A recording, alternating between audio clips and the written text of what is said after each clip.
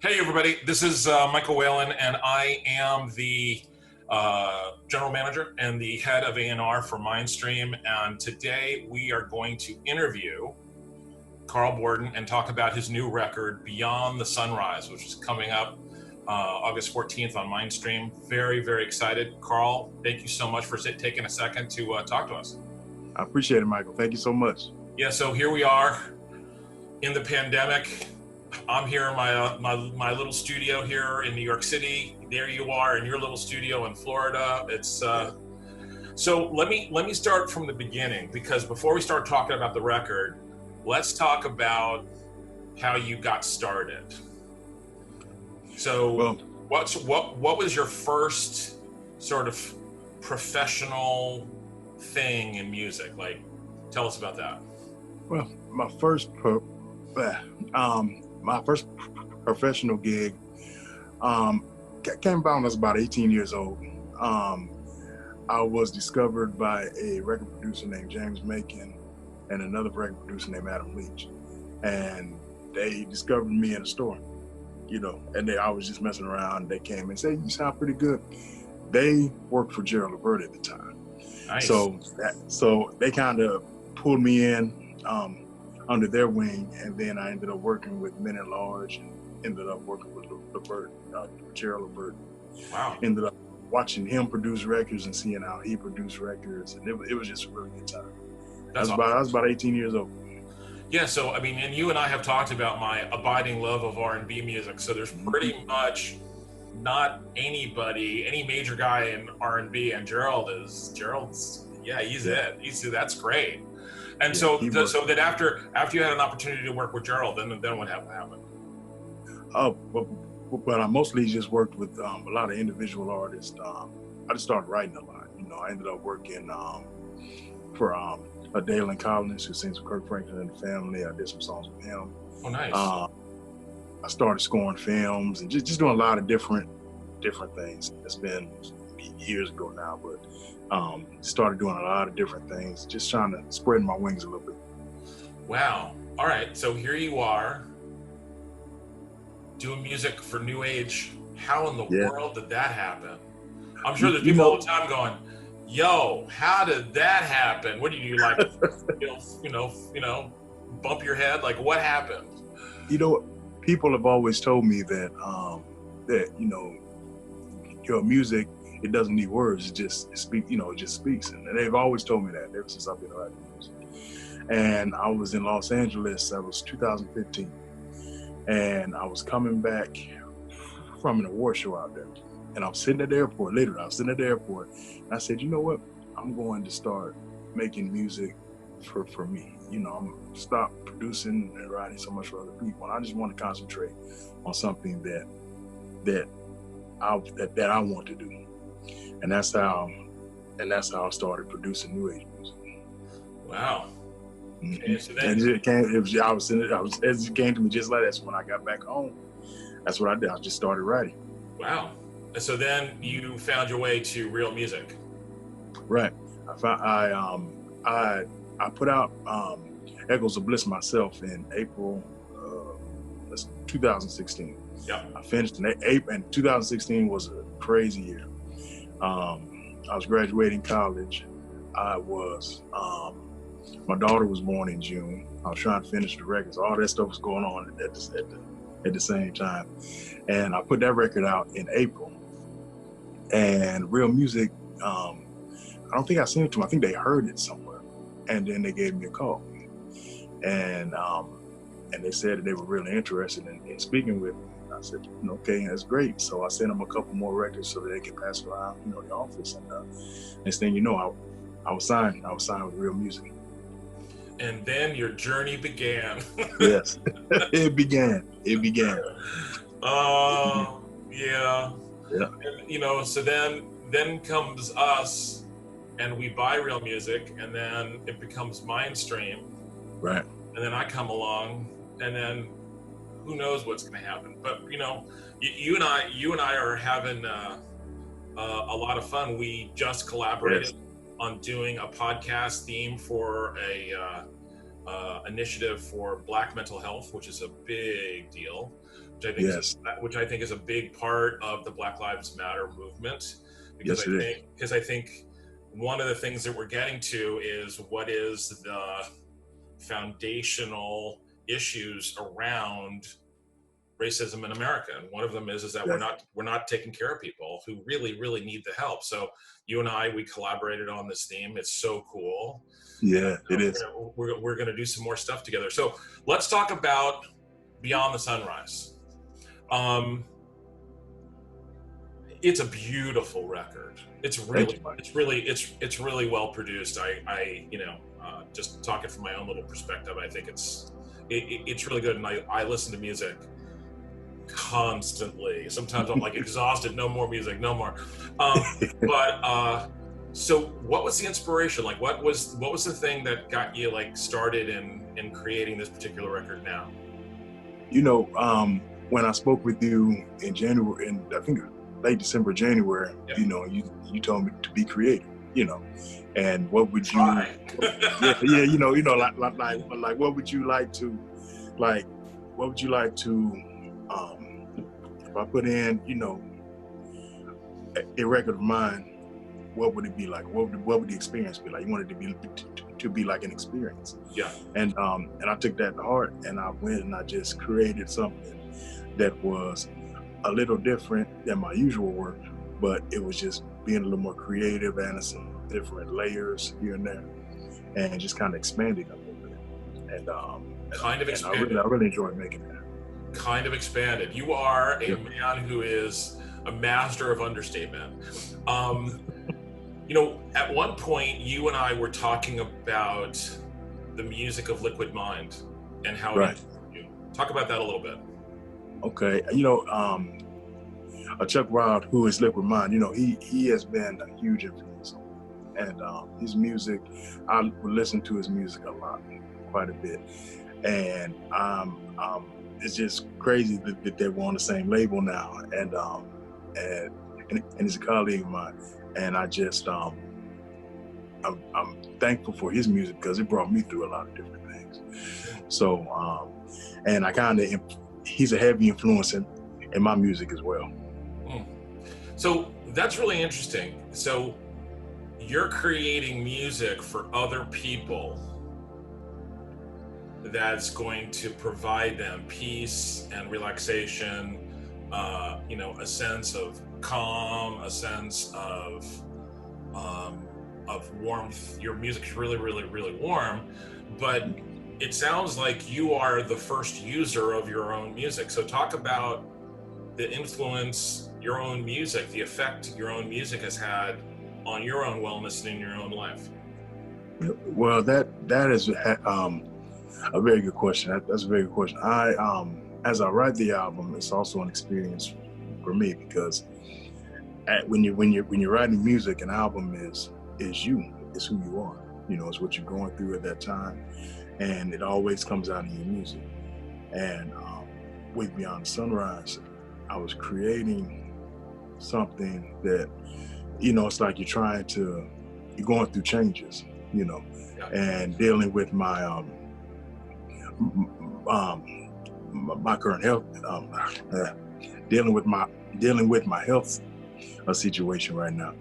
I'm constantly going through changes, so that plays a big role in my music. It affects how I approach a project. It affects how I write. It affects the chords I play. Just how I'm feeling that day. So you have kidney failure. Yes, I do. And you have dialysis. Yes. And so you spend a lot of time sitting in a chair, and yes. you're listening to music when that's happening. Yes, I do. I listen to music, and that helps to ease anxiety a little bit, because I remember when I first went to dialysis, I had an anxiety attack, like right there in the chair when they stuck me with the needles. Needles are probably about maybe this long. Ooh. Yeah, and they put two in, and you have to sit there, and it sends your body through all kinds of different changes. it's something that I never expected to happen. I guess nobody really expects it to happen. But with me, I was fine, and it was happened to me in 2018, and I was fine that Christmas, and then New Year came, and around the 10th of January or so, I started noticing my clothes getting different. They were tighter, and I'm like, what's going on? I'm just working out, I'm doing this, I'm doing that, what's going on? And I had put on like 35, 45 pounds of fluid. My kidneys in between Christmas and January 10th, somewhere between that time frame, my kidneys, it just stopped working. And I went to the hospital, and that's where they told me, I was in kidney failure. Wow. And, and they handed me the paper, and I'm looking at it, and I said, kidney failure? Like, really? Like, I said, this is something I can,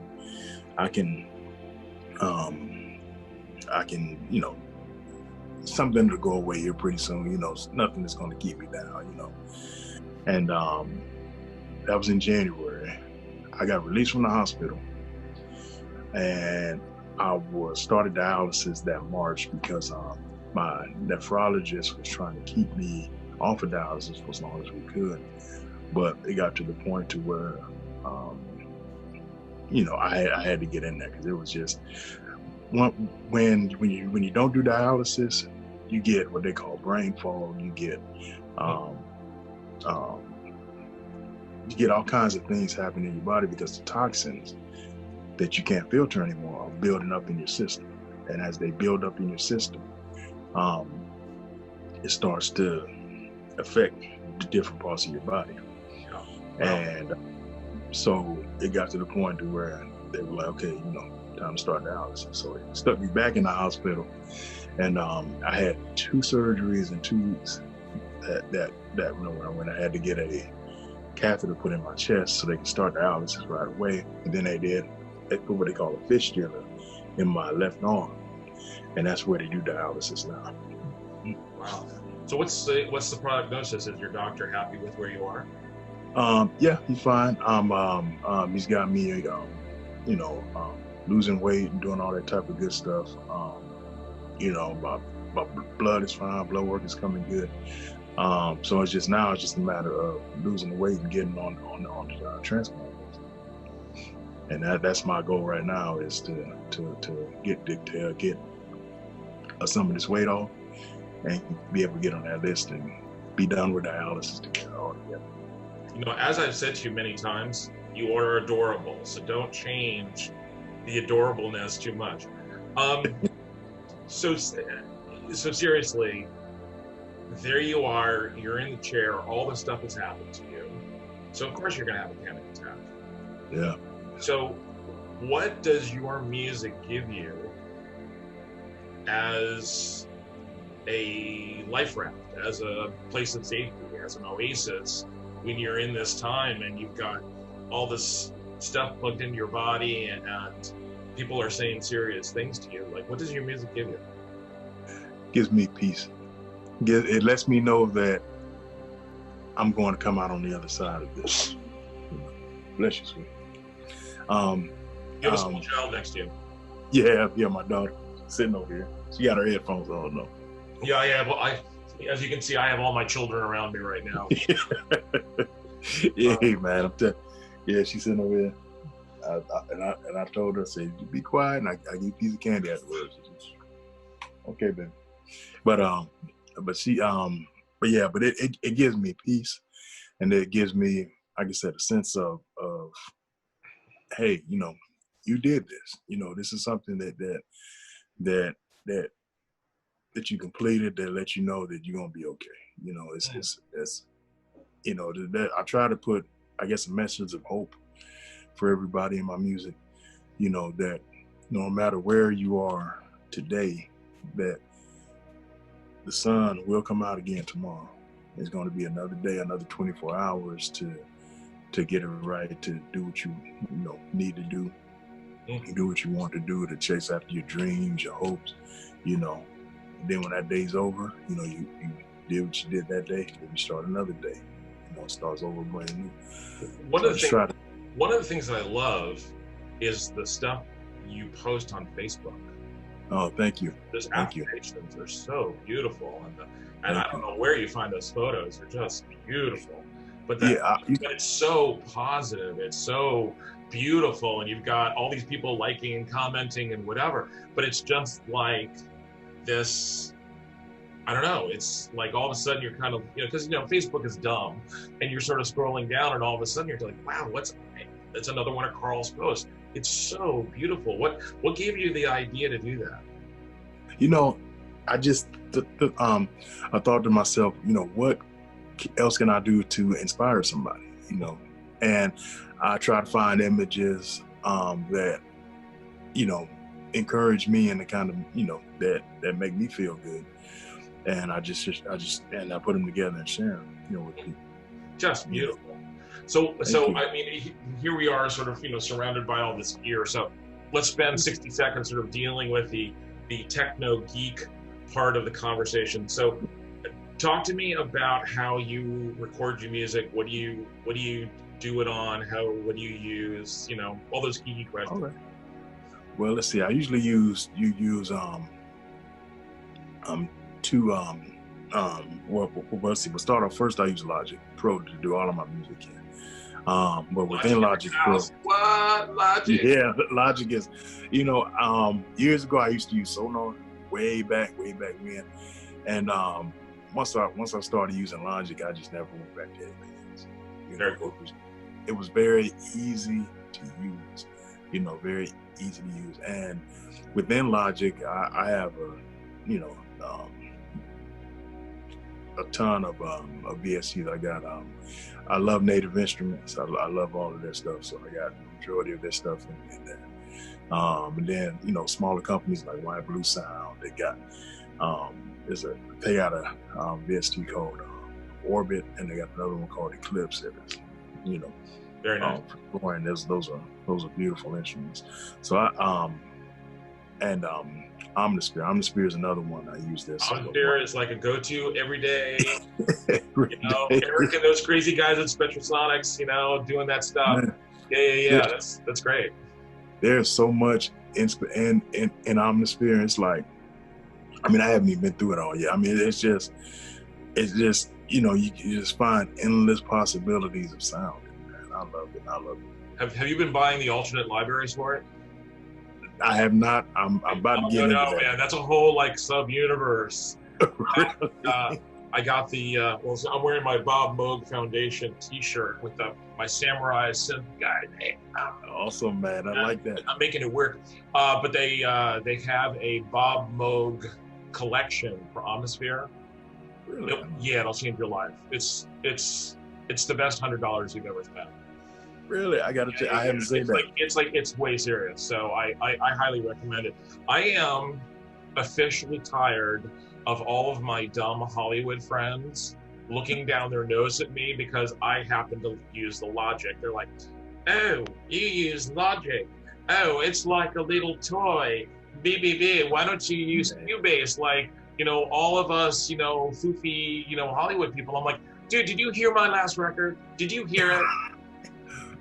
I have tracks on that record, that have 300 tracks on it. So why don't we talk again and we'll just do it?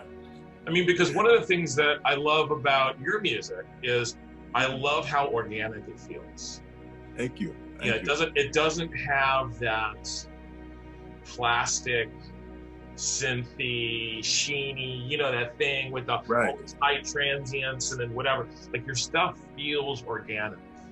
And that's one of the things that I immediately, when you started sending me the first couple of rough mixes, that was one of the very first things I thought. I was just like, wow, these are great sounds, and the way you're using things is so cool. Awesome. And it's definitely different than pretty much anyone else on certainly our label, and it makes you unique. You and I have talked about this privately before, but I thought I would sort of ask you officially. You're one of the only Black people in New Age music. Yeah. How do you feel, especially at a time of Black Lives Matter, and there's people marching in the street, and we are having a racial revolution in our country, which in my opinion is about 50 years too late, but it's okay. But how do you feel about that? Like I'm thinking about, off the top of my head, I cannot think of another person who is black and who is music. I'm really glad that I'm able to be the first person to really kind of break a barrier, yeah. And do something different, and let people know that you don't have to be tied to a certain type of music or a certain genre or anything like that. You do what you feel in your heart, and let that fall wherever it falls. This country, that's what you want to do it. If it's rock, and that's what you want to do. Maybe. She's singing. She sounds good. Give her a contract. Come on, let's go. Baby, hold on. Yeah, be quiet. But the thing that's so interesting right now is at myndstream, we don't really talk about styles. Like, we don't use the N-word, A-word with New Age. Right. We don't talk about that. You and I have had these conversations.